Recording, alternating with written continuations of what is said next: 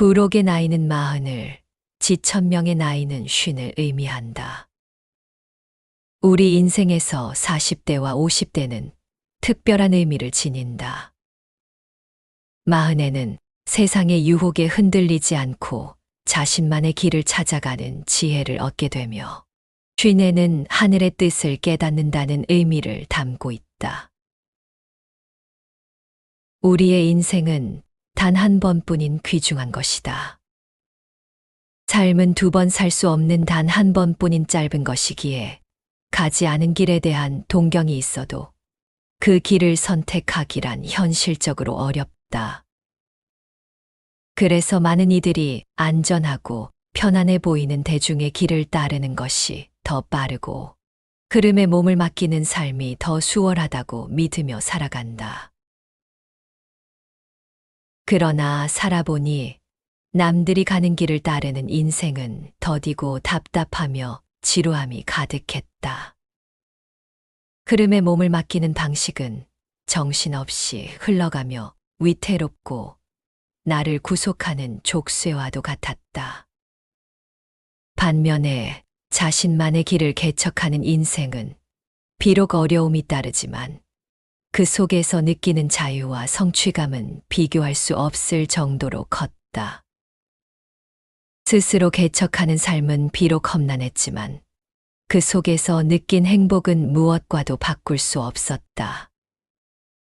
내가 주도적으로 세운 목표를 향해 나아가는 여정은 바쁘지만 그 바쁨 속에서 느껴지는 선명함과 즐거움은 마치 흐린 날씨 속에서 비로소 드러나는 찬란한 햇살과 같았다. 배울 만큼 배웠으나 삶의 기준은 자주 흔들린다. 들을 만큼 들었으나 무엇이 중요한지 가늠하기 어려울 때가 있다. 열심히 살았다고 자부했지만 그것은 그저 나의 기준일 수 있다. 나이가 들면 자연스레 지혜가 생겨날 줄 알았으나 그렇지 않다는 것을 알게 된다. 잘 살고 싶다고 하면서 저 잘난 맛의 수많은 조언은 흘려듣는다. 듣고 또 들어도 그저 스쳐 지나가는 바람에 불과하다. 그러니 많이 듣고 많이 읽는 것이 중요한 게 아니다. 한 권의 책을 읽더라도 한 사람의 이야기를 듣더라도 그 속에 담긴 마음이 중요한 것이다. 어떤 마음으로 임하느냐가 더 중요하다는 것을 깨달아야 한다. 40과 50 사이 인생의 중심에 서서 우리는 종종 자신의 삶을 되돌아보게 된다. 지금까지의 삶이 만족스러웠는지, 앞으로 어떻게 살아갈 것인지에 대해 깊이 고민해 보아야 한다. 이 시기는 단순히 인생의 중간 지점이 아니라 새로운 시작을 위한 중요한 전환점이 될 수 있다. 더 나은, 더 멋진 삶을 위해 자신을 돌아보고 단단히 다듬어야 할 때이다. 진정으로 의미 있는 삶을 살기 위해서는 자신의 내면을 강화하고 일과 관계에 대한 새로운 시각을 가져야 한다. 우리에게 필요한 것은 자신을 더 깊이 이해하고 일과 관계를 새롭게 정립하여 흔들림 없는 삶의 기준을 세우는 것이다. 흘러가는 대로 살고 싶지 않다면 나 자신이 내 삶의 주인이 되어야 한다. 스스로 일어설 수 있는 내면의 근력을 키워야 한다. 방황하며 흔들리고 싶지 않다면 내가 하는 일의 주인이 되어 흔들림 없이 앞으로 나아가는 힘을 길러야 한다. 외로이 살고 싶지 않다면 관계의 근력을 강화해 타인과 함께 살아가는 힘을 키워야 한다. 또한 타인과의 관계를 통해 함께 성장하고 행복을 나누는 법을 배워야 한다. 그 과정에서 고전의 지혜는 훌륭한 안내자가 될 수 있다. 그 중에서도 논어는 빛나는 길잡이가 된다. 삶에서 주체적인 기준을 세우는 법, 일에서 흔들림 없이 나아가는 태도, 그리고 사람들과 더불어 행복해지는 길을 배울 수 있다. 삶과 일, 관계는 서로 깊이 얽혀 있다. 나 자신을 단단히 다잡고 일에서 흔들림 없이 나아가며 관계 속에서 진정한 행복을 찾을 수 있는 지혜를 얻을 수 있다. 공자는 말했다. 본성은 서로 비슷하나 반복을 통해 서로 멀어진다. 그 어떤 조건도 달지 않고 꾸준히 반복하는 것만으로도 아름다운 결과를 만들어낼 수 있다는 이 말은 부족한 우리에게 늘 큰 힘이 되어준다. 끊임없는 노력과 반복은 우리를 더 나은 존재로 만들어준다. 흔들리고 답답할 때에도 앞으로 나아갈 수 있는 원동력이 되어준다. 반복이 모든 것을 이루는 힘이라면 잘하든 못하든 꾸준히 하는 것이 중요하다. 오늘의 반복이 내일의 나를 더 나은 존재로 만들어준다면 이보다 더 큰 희망은 없을 것이다. 누구나 최소 한 가지는 잘할 수 있다. 태어나면서 가진 게 많은 사람은 그렇지 않은 사람보다 더 빠르게 성취할 수는 있어도 그것은 시간의 문제일 뿐 가능과 불가능의 문제는 아니다. 누구나 여러 가지를 잘하기는 어렵지만 한 가지는 잘할 수 있는 열쇠가 바로 반복에 있다. 어떤 일이든 잘 알면 좋아하게 되고 좋아하면 잘하게 된다. 잘하게 되면 그 일을 오래 하기가 쉽고 오래 하다 보면 그 분야에서 최고가 될 수 있다. 결국 삶은 자신을 끊임없이 단련하고 발전시키는 과정이다.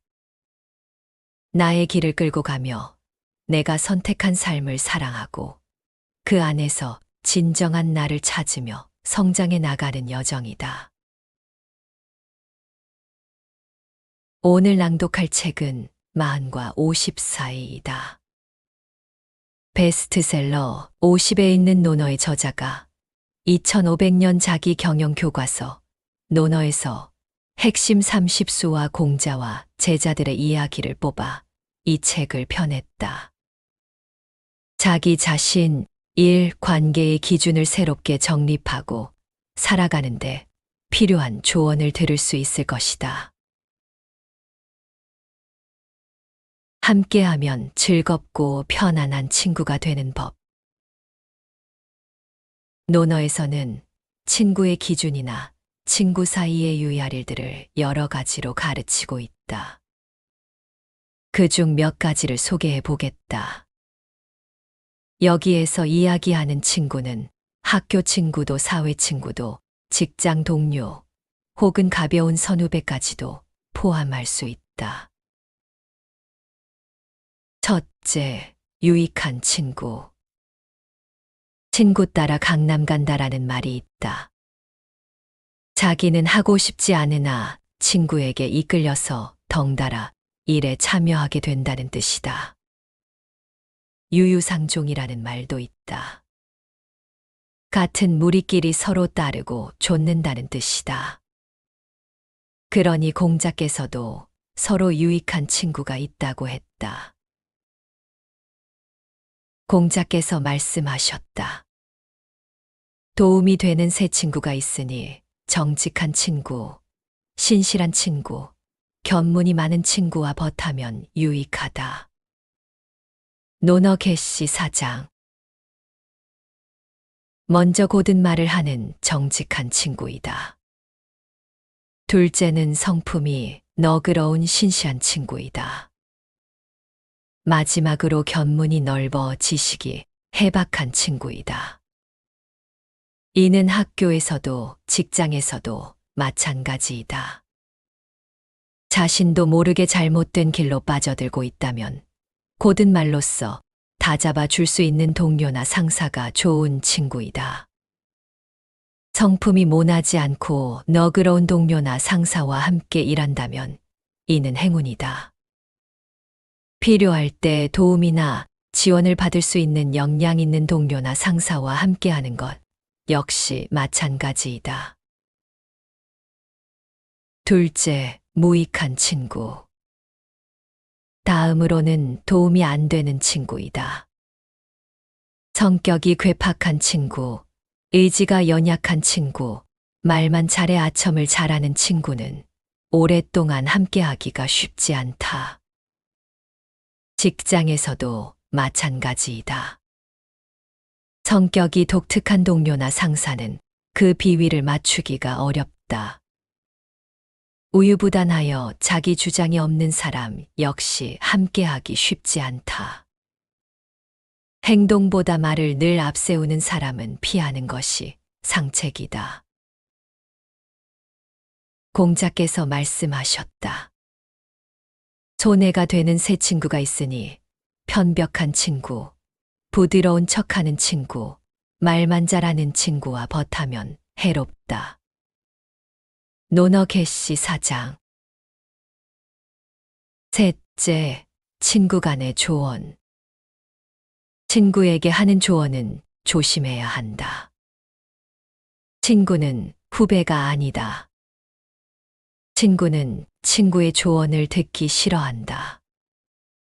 선배나 부모의 조언도 거부하는 경우가 적지 않은데, 하물며 친구의 조언은 더 말할 여지가 없다. 그러니 공자께서도 친구나 상사에게 조언할 때 유의해야 함을 이렇게 말하고 있다. 자유가 말하였다.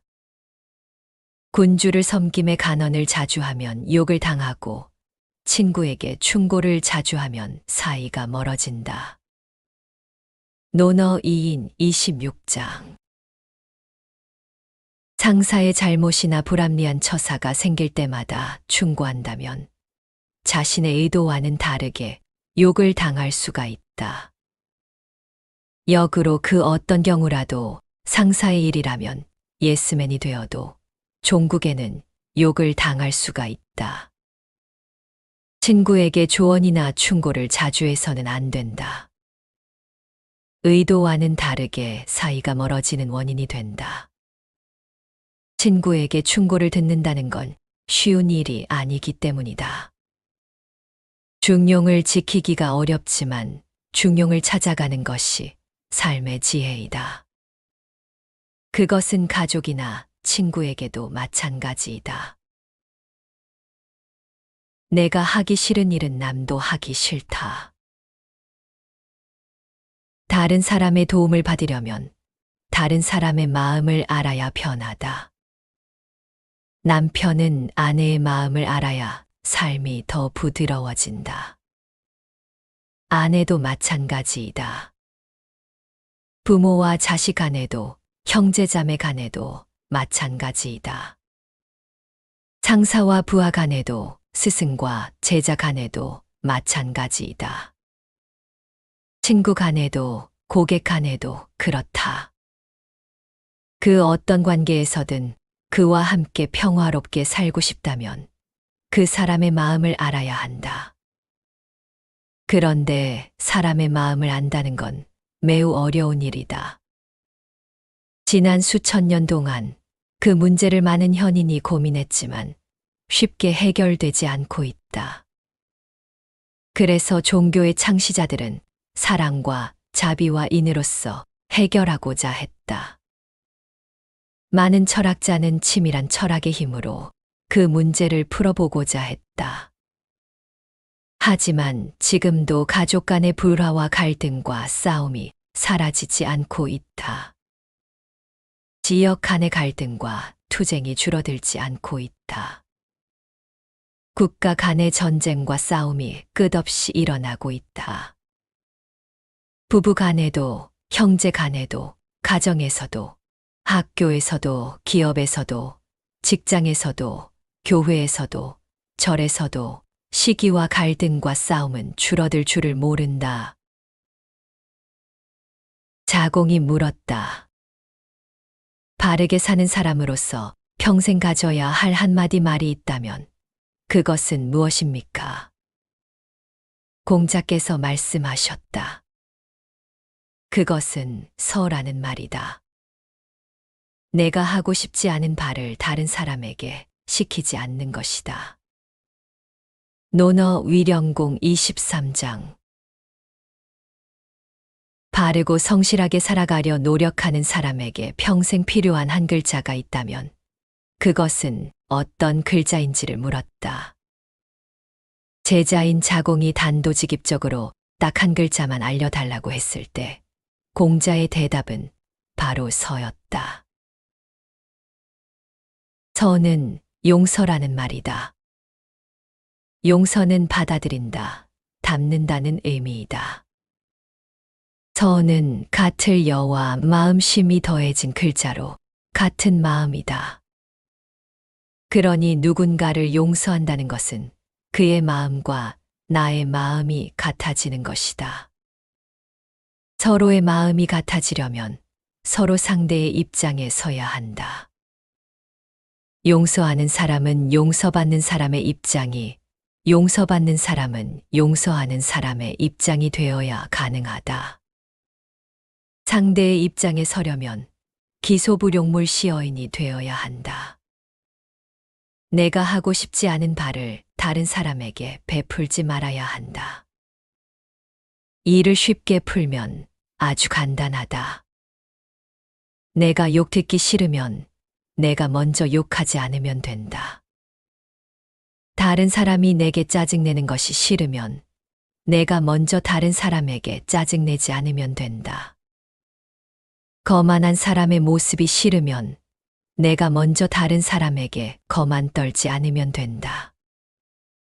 이게 바로 기소불용물 시어인이다. 내가 하고 싶지 않은 바를 다른 사람에게 하지 않는 것이다. 이게 바로 서이다. 그런데 이게 여간 어려운 일이 아니다. 이게 쉬운 일이라면 기소불용물 시어인의 논어 어구는 이미 오래전에 사라졌을 것이다. 많은 사람이 욕하지 않고 짜증내지 않고 거만하지 않다면 공자께서 굳이 이 서를 말할 필요가 없기 때문이다. 그런데 2500년 전 사람들도 1000년 전 사람들도 지금 사람들도 자기는 욕 듣는 것을 싫어하면서도 다른 사람에게는 욕을 하고 있기에 서의 정신이 필요한 것이다. 어쩌면 이는 사람들이 세상에 존재하는 한 영원히 사라지지 않을 숙제이기도 하다. 사람은 홀로 태어나 함께 살다 홀로 죽어가는 존재이다. 처음과 끝은 혼자지만 우리의 삶은 혼자가 아니다. 처음에는 부모 자식의 연으로, 결혼하면 부부의 연으로, 학교에서는 스승과 제자의 연으로, 직장에서는 팀장과 팀원의 연으로, 시장에서는 상인과 고객의 연으로, 비행기를 타면 기장과 손님의 연으로, 극장에 가면 배우와 관객의 연으로, 군인이 되면 일병과 이병의 연으로 만난다. 관계의 기본은 어디서나 두 사람이다. 부모와 자식도, 형과 동생도, 언니와 동생도, 할머니와 손주도, 스승과 제자도, 팀장과 팀원도, 선장과 선원도, 상인과 손님도, 배우와 관객도, 상사와 부하도, 대부분의 관계는 늘 두 사람이 기본이다. 행복한 관계도 불행한 관계도 두 사람 사이에서 시작되고 마무리된다. 두 사람이 웃으면 세상은 따뜻해지고 두 사람이 찡그리면 세상은 차가워진다. 그것을 공자께서는 인이라고 했다. 이는 두 사람 간의 문제를 다루고 있다.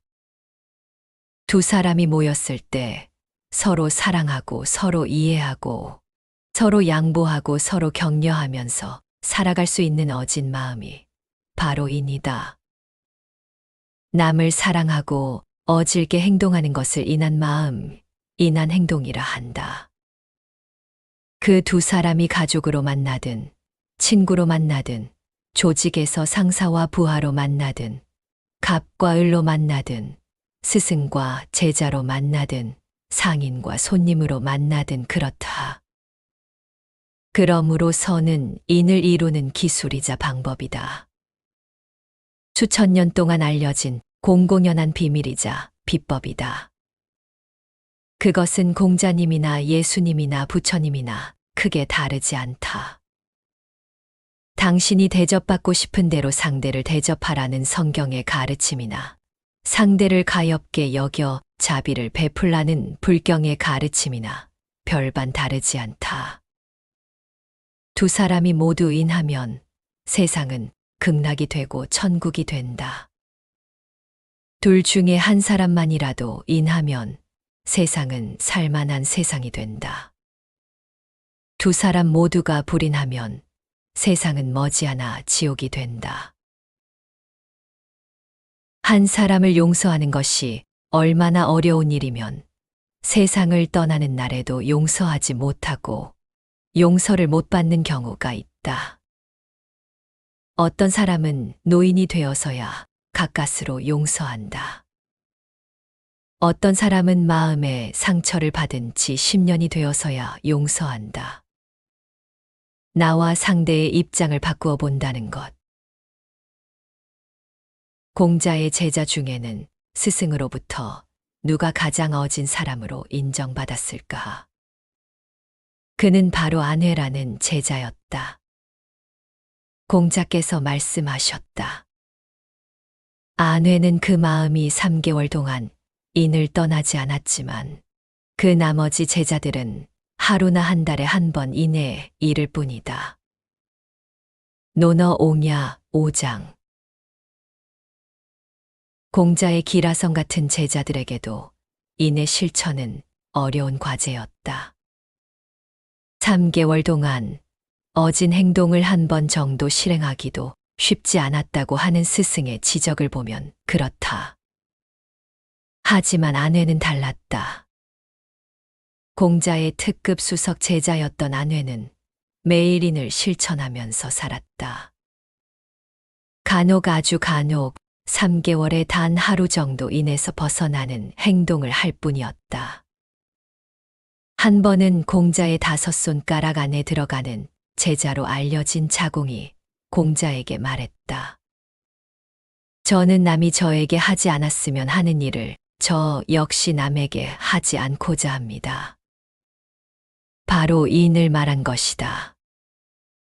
저는 남에게 욕 듣는 게 싫기에 저도 남에게 욕하지 않겠다고 자신 있게 말하는 제자에게 공자께서는 이렇게 말했다. 공자께서 말씀하셨다. 자공아, 그것은 내가 할 수 있는 일이 아니다. 논어 공야장 11장. 손가락 안에 꼽히는 우수한 제자들도 남을 이해하고 남의 처지에서 생각하는 역지사지의 어려움을 말하고 있다. 나에게 피해를 준 누군가를 용서한다는 것은 말처럼 쉬운 일이 절대로 아니다. 나를 무시한 가족이나 친구를 용서한다는 것은 더욱 어려운 일이다. 아는 사람일수록 가까운 사람일수록 용서하기가 더 어렵다는 것을 당해보면 누구나 절감한다. 어쩌면 평생을 두고 용서하지 못할 수도 있다. 그토록 쉽지 않은 일이다. 그러니 우리가 공자의 특급 수석 제자였던 안회에게 우리의 인을 비교하기보다 다른 제자들과 비교해보는 게 더 현실적일 수 있다. 근거리에서 공자를 가까이 한 제자들도 3개월에 단 한 번 정도 인을 실천할 정도로 인의 실천이 어려웠다면 지금의 우리는 인의 실천이 얼마나 어렵겠는가. 그러니 반년에 한 번이라도, 아니 1년에 한 번이라도 우리가 인을 실천할 수 있다면 이는 대단한 일이 아닐 수 없다. 정말 쉽지 않지만 용서하기 어려운 일을 용서해 준다면, 아니 정말 용서받기 어려운 일을 상대로부터 용서받는 일이 실제로 일어난다면 세상이 얼마나 아름다워 보일까? 얼마나 평온해 보일까? 지금이 아니라면 3개월 후, 1년 후, 아니 2년 후라도 서로 용서하고 이해해 줄 수 있다면 얼마나 좋을까? 용서가 어려운 일이지만 일을 끝내 포기하고 싶지는 않다. 노너의 가르침에서 인간관계의 진정한 지혜란 무엇인지 되새겨보자. 정직하고 신실하며 함께할 때 삶의 길을 넓혀주는 사람이 바로 좋은 관계이다. 이런 유익한 사람들과 함께하는 것은 우리의 삶에 큰 자산이 된다. 반대로 말뿐인 위선적 관계나 거짓된 사람들과의 연결은 결국 상처를 남길 뿐이다. 관계의 평화는 타인의 마음을 헤아리는 데서 시작된다. 다른 사람의 입장에서 생각하고 내가 원치 않는 일은 상대에게도 강요하지 않는 것. 이 단순한 실천이 삶을 부드럽고 따뜻하게 한다. 서로의 마음을 조금 더 헤아릴 수 있다면 내 인생은 한층 평화로운 삶이 될 것이다. 조언과 충고 또한 신중해야 한다. 상대방이 원하지도 않는데 시도 때도 없이 던지는 가벼운 충고는 때로는 큰 화가 되어 돌아올 수 있다. 상대방이 필요할 때만 건네는 조언이 관계를 유지하고 발전시킬 수 있다. 무엇보다도 상대의 입장을 이해하고 기다릴 줄 아는 마음이 진정한 관계의 지혜이다. 그리고 우리에게 필요한 것은 용서다. 용서는 남의 잘못을 받아들이는 너그러움이며 서로의 마음을 하나로 만드는 힘이다. 용서를 통해 얽힌 마음들이 풀어질 때 우리는 비로소 더 나은 삶을 향해 나아갈 수 있다. 이해와 자비로 서로를 대하고 인내와 너그러움으로 관계를 맺어가는 이 길이야말로 진정한 성장의 길이다. 삶이 가끔 힘들고 험난할지라도 우리는 이 마음을 가슴에 품고 나아가자. 그것이 우리 자신을 성장시키고 다른 이들과 평화롭게 어우러질 수 있는 길이기 때문이다.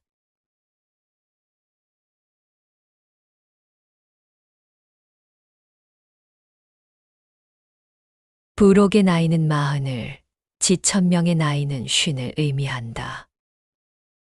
우리 인생에서 40대와 50대는 특별한 의미를 지닌다.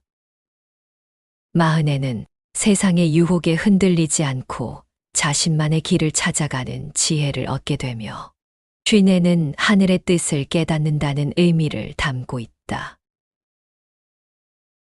우리의 인생은 단 한 번뿐인 귀중한 것이다. 삶은 2번 살 수 없는 단 한 번뿐인 짧은 것이기에 가지 않은 길에 대한 동경이 있어도 그 길을 선택하기란 현실적으로 어렵다. 그래서 많은 이들이 안전하고 편안해 보이는 대중의 길을 따르는 것이 더 빠르고 흐름에 몸을 맡기는 삶이 더 수월하다고 믿으며 살아간다. 그러나 살아보니 남들이 가는 길을 따르는 인생은 더디고 답답하며 지루함이 가득했다. 흐름에 몸을 맡기는 방식은 정신없이 흘러가며 위태롭고 나를 구속하는 족쇄와도 같았다. 반면에 자신만의 길을 개척하는 인생은 비록 어려움이 따르지만 그 속에서 느끼는 자유와 성취감은 비교할 수 없을 정도로 컸다. 스스로 개척하는 삶은 비록 험난했지만 그 속에서 느낀 행복은 무엇과도 바꿀 수 없었다. 내가 주도적으로 세운 목표를 향해 나아가는 여정은 바쁘지만 그 바쁨 속에서 느껴지는 선명함과 즐거움은 마치 흐린 날씨 속에서 비로소 드러나는 찬란한 햇살과 같았다. 배울 만큼 배웠으나 삶의 기준은 자주 흔들린다. 들을 만큼 들었으나 무엇이 중요한지 가늠하기 어려울 때가 있다. 열심히 살았다고 자부했지만 그것은 그저 나의 기준일 수 있다. 나이가 들면 자연스레 지혜가 생겨날 줄 알았으나 그렇지 않다는 것을 알게 된다. 잘 살고 싶다고 하면서 저 잘난 맛의 수많은 조언은 흘려듣는다. 듣고 또 들어도 그저 스쳐 지나가는 바람에 불과하다. 그러니 많이 듣고 많이 읽는 것이 중요한 게 아니다. 한 권의 책을 읽더라도 한 사람의 이야기를 듣더라도 그 속에 담긴 마음이 중요한 것이다. 어떤 마음으로 임하느냐가 더 중요하다는 것을 깨달아야 한다. 40과 50 사이 인생의 중심에 서서 우리는 종종 자신의 삶을 되돌아보게 된다. 지금까지의 삶이 만족스러웠는지, 앞으로 어떻게 살아갈 것인지에 대해 깊이 고민해 보아야 한다. 이 시기는 단순히 인생의 중간 지점이 아니라 새로운 시작을 위한 중요한 전환점이 될 수 있다. 더 나은, 더 멋진 삶을 위해 자신을 돌아보고 단단히 다듬어야 할 때이다. 진정으로 의미 있는 삶을 살기 위해서는 자신의 내면을 강화하고 일과 관계에 대한 새로운 시각을 가져야 한다. 우리에게 필요한 것은 자신을 더 깊이 이해하고 일과 관계를 새롭게 정립하여 흔들림 없는 삶의 기준을 세우는 것이다. 흘러가는 대로 살고 싶지 않다면 나 자신이 내 삶의 주인이 되어야 한다. 스스로 일어설 수 있는 내면의 근력을 키워야 한다. 방황하며 흔들리고 싶지 않다면 내가 하는 일의 주인이 되어 흔들림 없이 앞으로 나아가는 힘을 길러야 한다. 외로이 살고 싶지 않다면 관계의 근력을 강화해 타인과 함께 살아가는 힘을 키워야 한다. 또한 타인과의 관계를 통해 함께 성장하고 행복을 나누는 법을 배워야 한다. 그 과정에서 고전의 지혜는 훌륭한 안내자가 될 수 있다. 그 중에서도 논어는 빛나는 길잡이가 된다. 삶에서 주체적인 기준을 세우는 법, 일에서 흔들림 없이 나아가는 태도, 그리고 사람들과 더불어 행복해지는 길을 배울 수 있다. 삶과 일, 관계는 서로 깊이 얽혀 있다. 나 자신을 단단히 다잡고 일에서 흔들림 없이 나아가며 관계 속에서 진정한 행복을 찾을 수 있는 지혜를 얻을 수 있다. 공자는 말했다. 본성은 서로 비슷하나 반복을 통해 서로 멀어진다.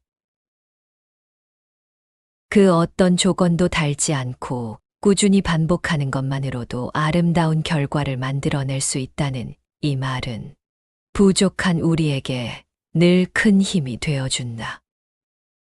끊임없는 노력과 반복은 우리를 더 나은 존재로 만들어준다. 흔들리고 답답할 때에도 앞으로 나아갈 수 있는 원동력이 되어준다. 반복이 모든 것을 이루는 힘이라면 잘하든 못하든 꾸준히 하는 것이 중요하다. 오늘의 반복이 내일의 나를 더 나은 존재로 만들어준다면 이보다 더 큰 희망은 없을 것이다. 누구나 최소 한 가지는 잘할 수 있다. 태어나면서 가진 게 많은 사람은 그렇지 않은 사람보다 더 빠르게 성취할 수는 있어도 그것은 시간의 문제일 뿐 가능과 불가능의 문제는 아니다. 누구나 여러 가지를 잘하기는 어렵지만 한 가지는 잘할 수 있는 열쇠가 바로 반복에 있다. 어떤 일이든 잘 알면 좋아하게 되고 좋아하면 잘하게 된다. 잘하게 되면 그 일을 오래 하기가 쉽고 오래 하다 보면 그 분야에서 최고가 될 수 있다. 결국 삶은 자신을 끊임없이 단련하고 발전시키는 과정이다. 나의 길을 끌고 가며 내가 선택한 삶을 사랑하고 그 안에서 진정한 나를 찾으며 성장해 나가는 여정이다. 오늘 낭독할 책은 40과 50 사이이다. 베스트셀러 50에 있는 논어의 저자가 2500년 자기 경영 교과서 논어에서 핵심 30수와 공자와 제자들의 이야기를 뽑아 이 책을 펴냈다. 자기 자신, 일, 관계의 기준을 새롭게 정립하고 살아가는데 필요한 조언을 들을 수 있을 것이다. 함께하면 즐겁고 편안한 친구가 되는 법. 논어에서는 친구의 기준이나 친구 사이의 유의할 일들을 여러 가지로 가르치고 있다. 그중 몇 가지를 소개해 보겠다. 여기에서 이야기하는 친구는 학교 친구도 사회 친구도 직장 동료 혹은 가벼운 선후배까지도 포함할 수 있다. 첫째, 유익한 친구. 친구 따라 강남 간다라는 말이 있다. 자기는 하고 싶지 않으나 친구에게 이끌려서 덩달아 일에 참여하게 된다는 뜻이다. 유유상종이라는 말도 있다. 같은 무리끼리 서로 따르고 좇는다는 뜻이다. 그러니 공자께서도 서로 유익한 친구가 있다고 했다. 공자께서 말씀하셨다. 도움이 되는 새 친구가 있으니 정직한 친구, 신실한 친구, 견문이 많은 친구와 벗하면 유익하다. 논어 개시 4장. 먼저 고든 말을 하는 정직한 친구이다. 둘째는 성품이 너그러운 신실한 친구이다. 마지막으로 견문이 넓어 지식이 해박한 친구이다. 이는 학교에서도 직장에서도 마찬가지이다. 자신도 모르게 잘못된 길로 빠져들고 있다면 고든 말로써 다잡아 줄 수 있는 동료나 상사가 좋은 친구이다. 성품이 모나지 않고 너그러운 동료나 상사와 함께 일한다면 이는 행운이다. 필요할 때 도움이나 지원을 받을 수 있는 역량 있는 동료나 상사와 함께하는 것 역시 마찬가지이다. 둘째, 무익한 친구. 다음으로는 도움이 안 되는 친구이다. 성격이 괴팍한 친구, 의지가 연약한 친구, 말만 잘해 아첨을 잘하는 친구는 오랫동안 함께하기가 쉽지 않다. 직장에서도 마찬가지이다. 성격이 독특한 동료나 상사는 그 비위를 맞추기가 어렵다. 우유부단하여 자기 주장이 없는 사람 역시 함께하기 쉽지 않다. 행동보다 말을 늘 앞세우는 사람은 피하는 것이 상책이다. 공자께서 말씀하셨다. 손해가 되는 새 친구가 있으니 편벽한 친구, 부드러운 척하는 친구, 말만 잘하는 친구와 벗하면 해롭다. 논어 개시 4장. 셋째, 친구 간의 조언. 친구에게 하는 조언은 조심해야 한다. 친구는 후배가 아니다. 친구는 친구의 조언을 듣기 싫어한다. 선배나 부모의 조언도 거부하는 경우가 적지 않은데 하물며 친구의 조언은 더 말할 여지가 없다. 그러니 공자께서도 친구나 상사에게 조언할 때 유의해야 함을 이렇게 말하고 있다. 자유가 말하였다. 군주를 섬김에 간언을 자주 하면 욕을 당하고 친구에게 충고를 자주 하면 사이가 멀어진다. 논어 2인 26장. 상사의 잘못이나 불합리한 처사가 생길 때마다 충고한다면 자신의 의도와는 다르게 욕을 당할 수가 있다. 역으로 그 어떤 경우라도 상사의 일이라면 예스맨이 되어도 종국에는 욕을 당할 수가 있다. 친구에게 조언이나 충고를 자주 해서는 안 된다. 의도와는 다르게 사이가 멀어지는 원인이 된다. 친구에게 충고를 듣는다는 건 쉬운 일이 아니기 때문이다. 중용을 지키기가 어렵지만 중용을 찾아가는 것이 삶의 지혜이다. 그것은 가족이나 친구에게도 마찬가지이다. 내가 하기 싫은 일은 남도 하기 싫다. 다른 사람의 도움을 받으려면 다른 사람의 마음을 알아야 편하다. 남편은 아내의 마음을 알아야 삶이 더 부드러워진다. 아내도 마찬가지이다. 부모와 자식 간에도 형제자매 간에도 마찬가지이다. 상사와 부하 간에도 스승과 제자 간에도 마찬가지이다. 친구 간에도 고객 간에도 그렇다.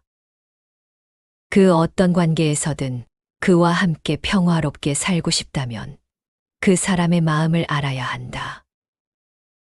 그런데 사람의 마음을 안다는 건 매우 어려운 일이다. 지난 수천 년 동안 그 문제를 많은 현인이 고민했지만 쉽게 해결되지 않고 있다. 그래서 종교의 창시자들은 사랑과 자비와 인으로써 해결하고자 했다. 많은 철학자는 치밀한 철학의 힘으로 그 문제를 풀어보고자 했다. 하지만 지금도 가족 간의 불화와 갈등과 싸움이 사라지지 않고 있다. 지역 간의 갈등과 투쟁이 줄어들지 않고 있다. 국가 간의 전쟁과 싸움이 끝없이 일어나고 있다. 부부 간에도, 형제 간에도, 가정에서도, 학교에서도, 기업에서도, 직장에서도, 교회에서도, 절에서도 시기와 갈등과 싸움은 줄어들 줄을 모른다. 자공이 물었다. 바르게 사는 사람으로서 평생 가져야 할 한마디 말이 있다면 그것은 무엇입니까? 공자께서 말씀하셨다. 그것은 서라는 말이다. 내가 하고 싶지 않은 바를 다른 사람에게 시키지 않는 것이다. 논어 위령공 23장. 바르고 성실하게 살아가려 노력하는 사람에게 평생 필요한 한 글자가 있다면 그것은 어떤 글자인지를 물었다. 제자인 자공이 단도직입적으로 딱 한 글자만 알려달라고 했을 때 공자의 대답은 바로 서였다. 서는 용서라는 말이다. 용서는 받아들인다, 담는다는 의미이다. 서는 같을 여와 마음심이 더해진 글자로 같은 마음이다.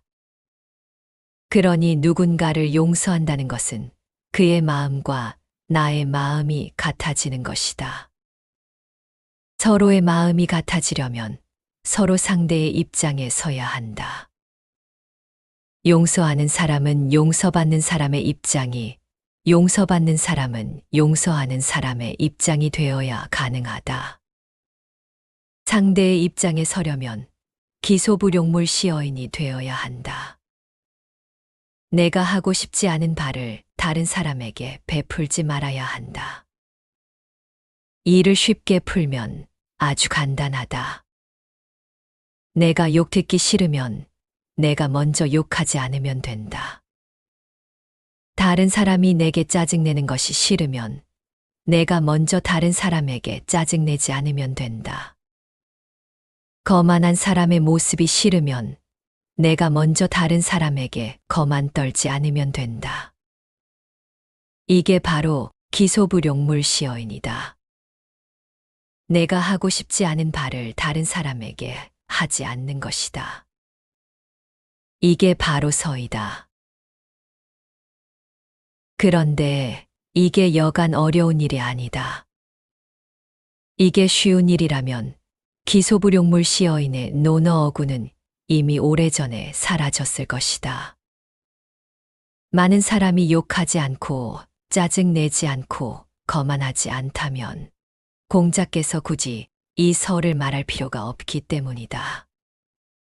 그런데 2500년 전 사람들도 1000년 전 사람들도 지금 사람들도 자기는 욕 듣는 것을 싫어하면서도 다른 사람에게는 욕을 하고 있기에 서의 정신이 필요한 것이다. 어쩌면 이는 사람들이 세상에 존재하는 한 영원히 사라지지 않을 숙제이기도 하다. 사람은 홀로 태어나 함께 살다 홀로 죽어가는 존재이다. 처음과 끝은 혼자지만 우리의 삶은 혼자가 아니다. 처음에는 부모 자식의 연으로, 결혼하면 부부의 연으로, 학교에서는 스승과 제자의 연으로, 직장에서는 팀장과 팀원의 연으로, 시장에서는 상인과 고객의 연으로, 비행기를 타면 기장과 손님의 연으로, 극장에 가면 배우와 관객의 연으로, 군인이 되면 일병과 이병의 연으로 만난다. 관계의 기본은 어디서나 두 사람이다. 부모와 자식도, 형과 동생도, 언니와 동생도, 할머니와 손주도, 스승과 제자도, 팀장과 팀원도, 선장과 선원도, 상인과 손님도, 배우와 관객도, 상사와 부하도, 대부분의 관계는 늘 두 사람이 기본이다. 행복한 관계도 불행한 관계도 두 사람 사이에서 시작되고 마무리된다. 두 사람이 웃으면 세상은 따뜻해지고 두 사람이 찡그리면 세상은 차가워진다. 그것을 공자께서는 인이라고 했다. 이는 두 사람 간의 문제를 다루고 있다. 두 사람이 모였을 때 서로 사랑하고 서로 이해하고 서로 양보하고 서로 격려하면서 살아갈 수 있는 어진 마음이 바로 인이다. 남을 사랑하고 어질게 행동하는 것을 인한 마음, 인한 행동이라 한다. 그 두 사람이 가족으로 만나든 친구로 만나든 조직에서 상사와 부하로 만나든 갑과 을로 만나든 스승과 제자로 만나든 상인과 손님으로 만나든 그렇다. 그러므로 선은 인을 이루는 기술이자 방법이다. 수천 년 동안 알려진 공공연한 비밀이자 비법이다. 그것은 공자님이나 예수님이나 부처님이나 크게 다르지 않다. 당신이 대접받고 싶은 대로 상대를 대접하라는 성경의 가르침이나 상대를 가엾게 여겨 자비를 베풀라는 불경의 가르침이나 별반 다르지 않다. 두 사람이 모두 인하면 세상은 극락이 되고 천국이 된다. 둘 중에 한 사람만이라도 인하면 세상은 살만한 세상이 된다. 두 사람 모두가 불인하면 세상은 머지않아 지옥이 된다. 한 사람을 용서하는 것이 얼마나 어려운 일이면 세상을 떠나는 날에도 용서하지 못하고 용서를 못 받는 경우가 있다. 어떤 사람은 노인이 되어서야 가까스로 용서한다. 어떤 사람은 마음에 상처를 받은 지 10년이 되어서야 용서한다. 나와 상대의 입장을 바꾸어 본다는 것. 공자의 제자 중에는 스승으로부터 누가 가장 어진 사람으로 인정받았을까? 그는 바로 안회라는 제자였다. 공자께서 말씀하셨다. 안회는 그 마음이 3개월 동안 인을 떠나지 않았지만 그 나머지 제자들은 하루나 한 달에 한 번 이내에 이를 뿐이다. 논어 옹야 5장 공자의 기라성 같은 제자들에게도 인의 실천은 어려운 과제였다. 3개월 동안 어진 행동을 한 번 정도 실행하기도 쉽지 않았다고 하는 스승의 지적을 보면 그렇다. 하지만 안회는 달랐다. 공자의 특급 수석 제자였던 안회는 매일 인을 실천하면서 살았다. 아주 간혹 3개월에 단 하루 정도 인에서 벗어나는 행동을 할 뿐이었다. 한 번은 공자의 5손가락 안에 들어가는 제자로 알려진 자공이 공자에게 말했다. 저는 남이 저에게 하지 않았으면 하는 일을 저 역시 남에게 하지 않고자 합니다. 바로 이 인을 말한 것이다. 저는 남에게 욕 듣는 게 싫기에 저도 남에게 욕하지 않겠다고 자신 있게 말하는 제자에게 공자께서는 이렇게 말했다. 공자께서 말씀하셨다. 자공아, 그것은 내가 할 수 있는 일이 아니다. 논어 공야장 11장. 손가락 안에 꼽히는 우수한 제자들도 남을 이해하고 남의 처지에서 생각하는 역지사지의 어려움을 말하고 있다.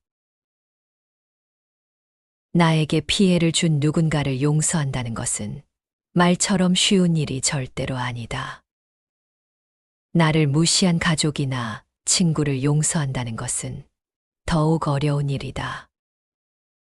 아는 사람일수록 가까운 사람일수록 용서하기가 더 어렵다는 것을 당해보면 누구나 절감한다. 어쩌면 평생을 두고 용서하지 못할 수도 있다. 그토록 쉽지 않은 일이다. 그러니 우리가 공자의 특급 수석 제자였던 안회에게 우리의 인을 비교하기보다 다른 제자들과 비교해보는 게 더 현실적일 수 있다. 근거리에서 공자를 가까이 한 제자들도 3개월에 단 한 번 정도 인을 실천할 정도로 인의 실천이 어려웠다면 지금의 우리는 인의 실천이 얼마나 어렵겠는가. 그러니 반년에 한 번이라도, 아니 1년에 한 번이라도 우리가 인을 실천할 수 있다면 이는 대단한 일이 아닐 수 없다. 정말 쉽지 않지만 용서하기 어려운 일을 용서해 준다면, 아니 정말 용서받기 어려운 일을 상대로부터 용서받는 일이 실제로 일어난다면 세상이 얼마나 아름다워 보일까? 얼마나 평온해 보일까? 지금이 아니라면 3개월 후, 1년 후, 아니 2년 후라도 서로 용서하고 이해해 줄 수 있다면 얼마나 좋을까? 용서가 어려운 일이지만 일을 끝내 포기하고 싶지는 않다. 논어의 가르침에서 인간관계의 진정한 지혜란 무엇인지 되새겨보자.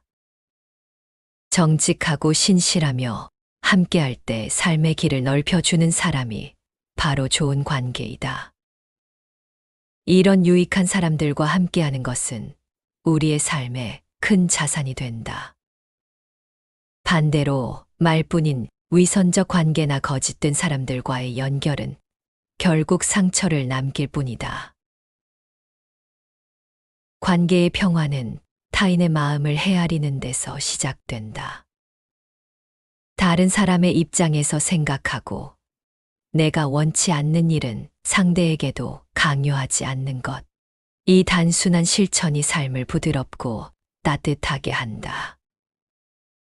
서로의 마음을 조금 더 헤아릴 수 있다면 내 인생은 한층 평화로운 삶이 될 것이다. 조언과 충고 또한 신중해야 한다. 상대방이 원하지도 않는데 시도 때도 없이 던지는 가벼운 충고는 때로는 큰 화가 되어 돌아올 수 있다. 상대방이 필요할 때만 건네는 조언이 관계를 유지하고 발전시킬 수 있다.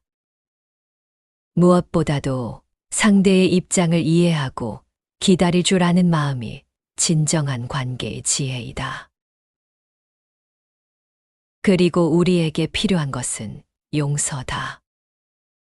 용서는 남의 잘못을 받아들이는 너그러움이며 서로의 마음을 하나로 만드는 힘이다. 용서를 통해 얽힌 마음들이 풀어질 때 우리는 비로소 더 나은 삶을 향해 나아갈 수 있다. 이해와 자비로 서로를 대하고 인내와 너그러움으로 관계를 맺어가는 이 길이야말로 진정한 성장의 길이다. 삶이 가끔 힘들고 험난할지라도 우리는 이 마음을 가슴에 품고 나아가자. 그것이 우리 자신을 성장시키고 다른 이들과 평화롭게 어우러질 수 있는 길이기 때문이다.